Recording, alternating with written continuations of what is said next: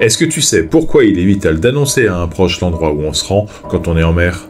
Salut et bienvenue sur Radio Océan.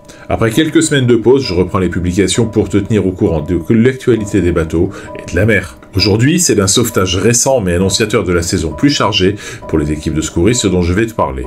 Le 25 mars 2024, à 18h27, le centre d'opération et de renseignement de la gendarmerie des Côtes d'Armor relève vers le Cross Corsen l'inquiétude des proches d'un homme de 56 ans, parti en début d'après-midi, pratiquer la chasse sous-marine dans le secteur de l'îlot Saint-Michel à Erquy dans le 22.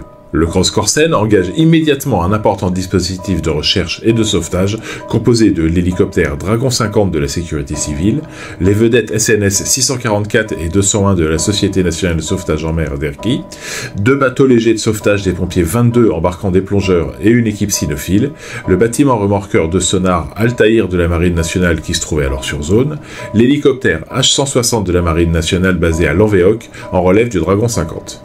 Parallèlement, une patrouille de gendarmerie est engagée à terre. À 19h19, la SNS 644 retrouve en mer l'équipement du plongeur sous-marin. Une première plongée est effectuée par les pompiers dans la zone, sans résultat. À 19h40, l'hélicoptère H-160 de la Marine nationale relève l'hélicoptère Dragon 50 de la sécurité civile. À 20h24, une deuxième plongée est effectuée, à nouveau sans résultat.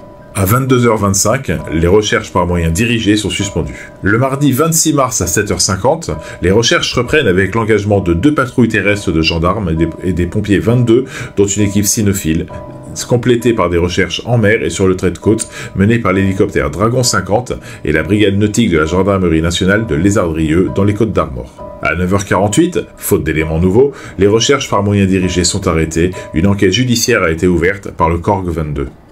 Comme tu peux le voir, le CROSS intervient en tant que chef d'orchestre de ces recherches, mobilisant à la fois des moyens civils et militaires, certainement là une de ses spécificités.